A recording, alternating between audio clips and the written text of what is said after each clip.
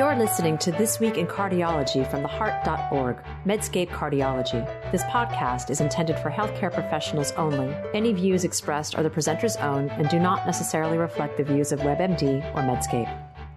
You can now access the latest in medical news on your Amazon Alexa-enabled device. Join me, Perry Wilson, every weekday morning for Medscape Medical Minute, where I highlight the top medical stories of the day. To add Medscape Medical Minute to your flash briefing, search for Medscape Medical Minute on Amazon and click Enable. Or open the Amazon Alexa app, go to Skills, search for Medscape Medical Minute, and click Enable. Then say, Alexa, what's the news? Or, Alexa, what's my flash briefing? I hope you'll join us. Hi, everyone. This is John Mandrola from theheart.org, Medscape Cardiology, and this is This Week in Cardiology for April 29th, 2022. This week, aspirin, time-restricted feeding, renal denervation, and a possible new breakthrough in obesity management. First topic today is aspirin. This week, the United States Preventive Services Task Force, the USPSTF, updated their recommendation on the use of low-dose aspirin for primary prevention. Before I tell you, though, about the aspirin decision, here are 3 points of clarification on that first leading sentence. First, the USPSTF is one of my favorite guideline committees. They are independent experts trained in evaluation of evidence. They're as close to neutral Martian evaluators of evidence that we get. They're the opposite of specialists who write guidelines of therapies that they get paid to do. Second point of clarification, primary prevention means use of a therapy to prevent a first cardiac event. Secondary prevention is therapy designed to prevent a second event after surviving a first event. Nothing I say here about aspirin deals with people who have had a heart attack, stent, bypass, or a stroke. That would be secondary prevention. Third point of clarification is low-dose aspirin means 81 or 100 milligrams, not 325 milligrams. The United States Preventive Services Task Force made its recommendation by doing a systematic review of aspirin primary prevention studies. Their last update was in 2016, so this new review includes the 3 big trials in 2018. ARRIVE, which was moderate-risk adults, ASCEND, which was aspirin in diabetics, and Aspirin, which was aspirin in the elderly.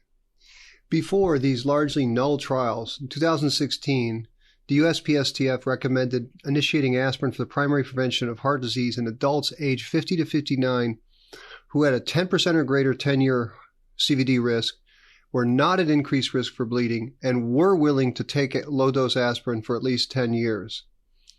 For those older than 60 years of age, their 2016 call was to leave the decision on aspirin as an individual one. For this update, USPSTF has changed the age ranges and grades of its recommendations based on these new trials. The task force now recommends that the decision to initiate low-dose aspirin for the primary prevention of heart disease in adults 40 to 59 years who now have a 10% or greater 10-year risk should be an individual one, and they recommend against initiating low-dose aspirin use for primary prevention of heart disease in adults 60 years or older, period. Age 61, don't take aspirin to prevent a cardiac event. The new review included about 11 to 13 trials that enrolled hundreds of thousands of patients and tested aspirin efficacy for reducing cardiac outcomes. But the USPSTF also considers harm, and in the case of aspirin, that means bleeding. And the new review included hundreds of thousands of patients enrolled in numerous trials, and it found that aspirin was associated with a 58% increase in GI bleeds and a 31% increase in intracranial hemorrhage. Also in this new review, the task force commissioned a, quote, microsimulation modeling study to assess the net balance of benefits and harms from aspirin. Now, the truth is that I have zero expertise in how a microsimulation study works, but the modeling outcomes, they said, were stratified by age, the decade of aspirin initiation, and gender baseline 10-year CVD risk.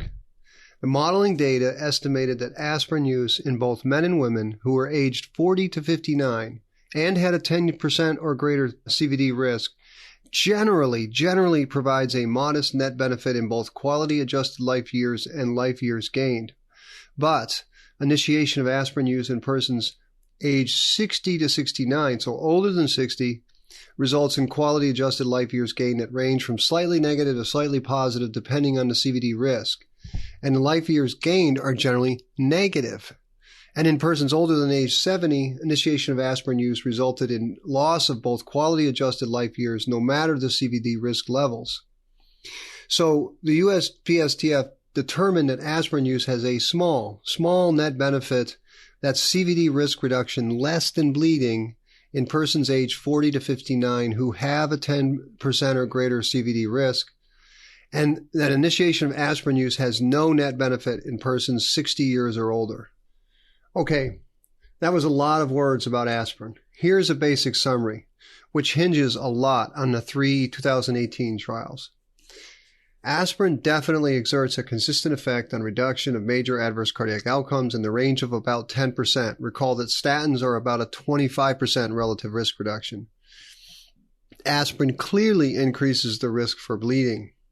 And in older individuals, the Aspirin trial, which I'll link to, speaks volumes. In that trial, aspirin reduced major adverse cardiac outcomes by a non-significant 5%, but it increased bleeding by a significant 38%, and it associated with a statistically significant 14% higher rate of mortality.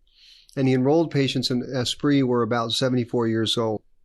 So it's easy to agree that in younger patients who have a high cardiovascular risk and minimal bleeding risk, for example, they don't take nonsteroidals, they don't drink a lot of alcohol, and they're not on anticoagulants, and they don't mind taking the aspirin daily, and they're more concerned with reduction of cardiac events than GI bleeding, they might garner some slight benefit and take aspirin. Recall, though, that a 10% relative risk reduction is no more than 1% reduction in non-fatal events over 5 years in absolute terms. That is a pretty tiny reduction. As an electrophysiologist, most of my patients have high bleeding risk, so I spend a lot of time stopping primary prevention aspirin. But, my friends, perhaps the greatest lesson from this topic transcends the specific decision on aspirin and centers on exactly why the results with aspirin have seemed to change. Older studies largely favored aspirin for a net benefit in primary prevention. Now, the reason for the change is relevant for tons of other cardiovascular therapies that I've discussed here previously. The reason aspirin no longer provides a net benefit in most primary prevention scenarios is A, there has been a temporal decline in CV event rates, likely because of things like smoking bans and removal of trans fats from the food supplies. The second reason aspirin no longer provides a bigger bang for its buck is that background therapies are better. For instance, if statins reduce events by 25%, a drug like aspirin is going to have certainly a lot less absolute effect. And the third reason aspirin looks less beneficial is the competing causes of CV death and overall mortality.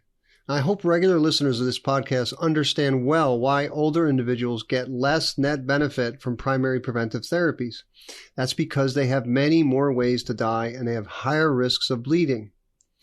Always remember, the point of preventive therapies is to become elderly. Once you're elderly, there's likely less benefits. Second topic today is weight loss strategies. As an AF doc, I spend oodles of time talking with patients about weight loss. Weight loss is crucial for long-term management of atrial fib. In my clinic, I show the evidence, which is mostly from the Adelaide group, and then the next question comes up from the patient. Okay, doc, I hear you, but what do you suggest for getting it done? Now, of course, as an EP doc, not an obesity expert, I'm cautious in my specific advice. My main job is to make sure patients understand the vital role that weight loss has, so that at least they're motivated to lose weight. Recently, the strategy of time-restricted feeding has gained interest. This is sort of like a daily fast in which you go many hours without eating and only eat during a window of, say, 4, 6, 8, or 10 hours daily. And different studies use different time windows. Restricting the window of time for eating may sustain circadian rhythms, and they may improve metabolism by prolonging the daily fast, which in then turn activates cellular pathways that are implicated in mediating the benefits of calorie restriction. One of the most obvious and pragmatic potential advantages is that if your time window is short enough, you may not have to count or restrict calories. You eat less because there's less time to eat. And several pilot clinical studies showed that time-restricted eating resulted in reduction over time in the body weight and fat mass in patients with obesity. Well, last week, the New England Journal of Medicine, yes, New England, published a small randomized controlled trial from investigators in China looking at time-restricted feeding. 139 patients with obesity, both control and time-restricted feeding group were instructed on calorie restriction that represented a 25% calorie reduction from baseline. This was a one-year trial. The time-restricted feeding group eats only between 0800 and 1600. The control group is not restricted. Here are the results. Both groups lose plenty of weight. The time-restricted feeding group loses 8 kilograms over 1 year. Control lost 6.3 kilograms. But because of the good control group, there was no statistical significant difference between the groups. In waist size, BMI, body fat, blood pressure, metabolic risk factors, they were also not significantly different. And these non-significant differences were quite similar to a UCSF-led study published in 2020. This was in JAMA Internal Medicine. I'll link to it. The UCSF group also found that both groups, time-restricted feeding and control groups, lost weight, and there were no significant differences between groups. Now, the caveats of this New England Journal of Medicine study from China, both groups restricted calories. In other words, the control group was quite good. This was the same problem in the sodium HF trial, which was a trial of strict sodium restriction versus standard care in heart failure patients. In that case, the control arm took in a fairly low-salt diet, making it hard for the intervention to do well because the delta was not different. So this makes me think of two opposing tensions with the time-restricted feeding. One is the scientific question of whether there is something special about time-restricted feeding over and above calorie restriction. This trial and the UCSF trial suggest that there's nothing special about time-restricted feeding. Now, the other tension I have is whether time-restricted feeding may be a more easily accepted weight loss strategy. These trials simply don't answer that question. But part of me thinks that time-restricted feeding could be useful because so many of my patients report grazing in front of the TV or computer at night, or they report eating big donuts or blueberry muffins for breakfast. And if you restrict the time when eating, that may be an effective calorie-restricting strategy. Okay, another caveat with the New England study was that there were small numbers of patients in each group, which leads to wide confidence intervals. And the difference in weight loss was only 1.8 kilograms, but the 95% confidence interval included a loss of 4 kilograms, which is a good amount of weight loss. Okay, in sum, I love trials like this, imperfections and all. No trial is ever going to be perfect. And in the Western world, obesity, I think, will be the main driver of poor cardiovascular outcomes. And empirical studies of how best to deal with food excess, I think, are super important.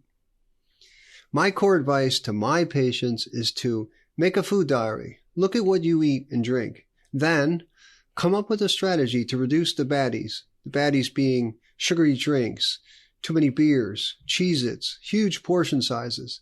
So essentially, my advice is calorie restriction, and time-restricted feeding may be a viable strategy to reduce calories, especially if one of your meals includes, say, a big donut for breakfast. If you restrict eating from, say, noon to 8 o'clock, you skip that morning donut.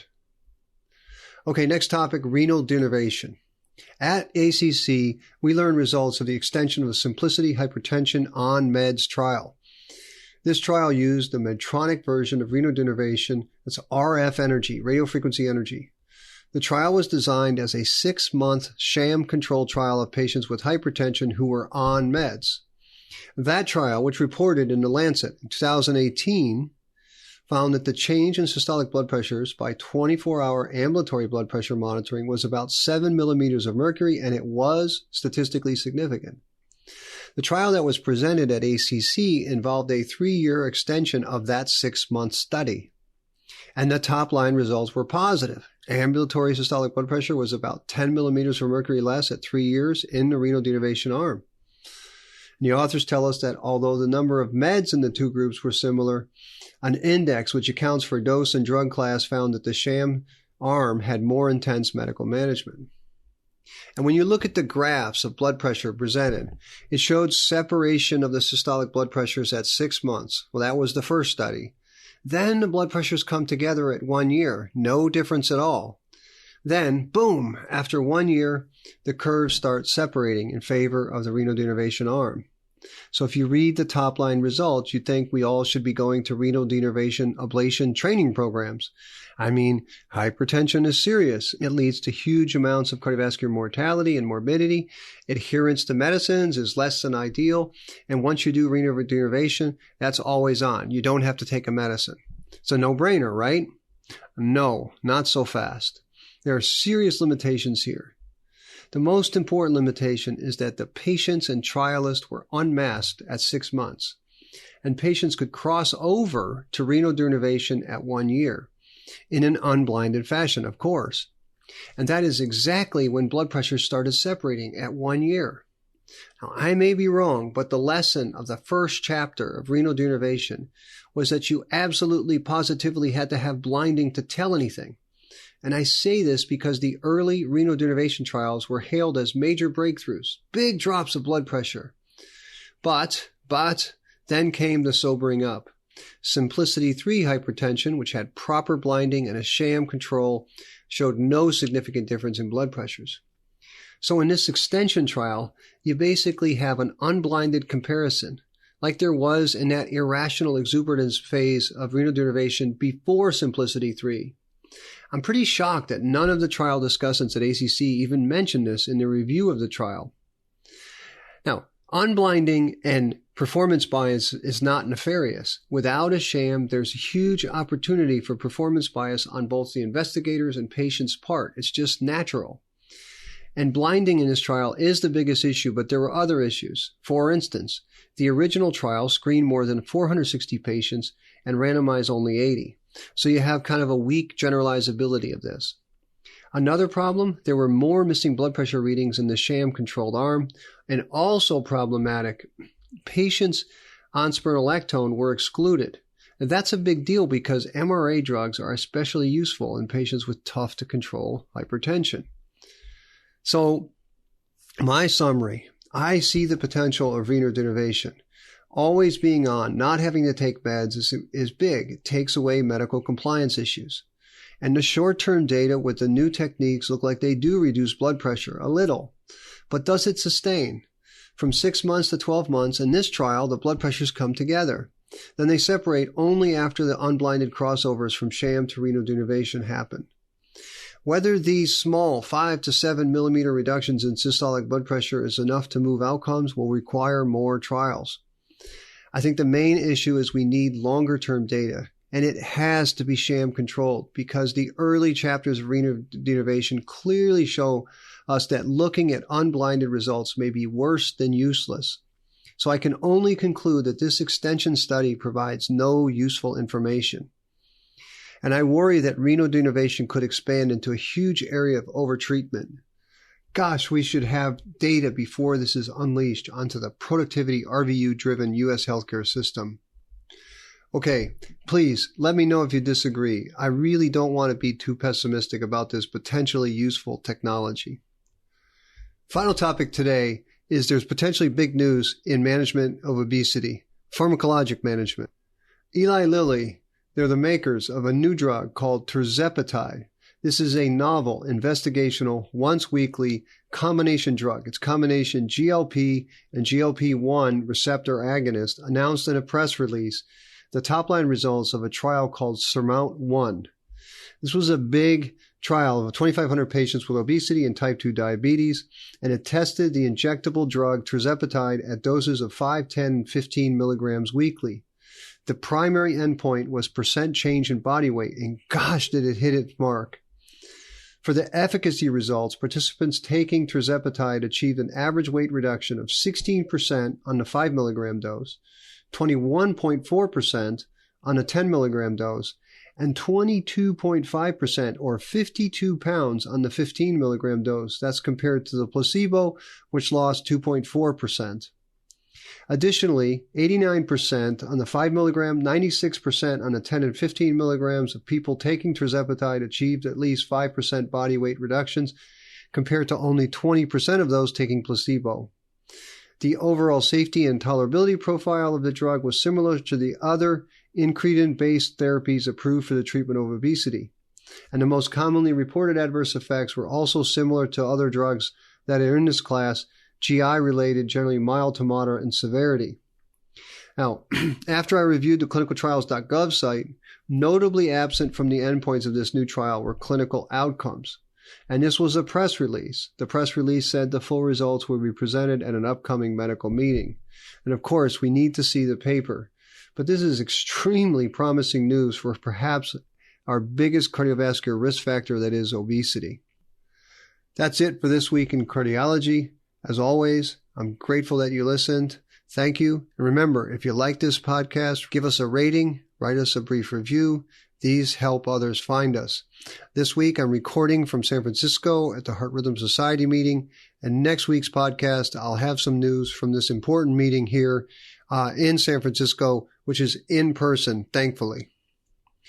Until next week, this is John Mandrola from the Heart.org Medscape Cardiology. You're listening to This Week in Cardiology from the Heart.org Medscape Cardiology. This podcast is intended for healthcare professionals only. Any views expressed are the presenter's own and do not necessarily reflect the views of WebMD or Medscape.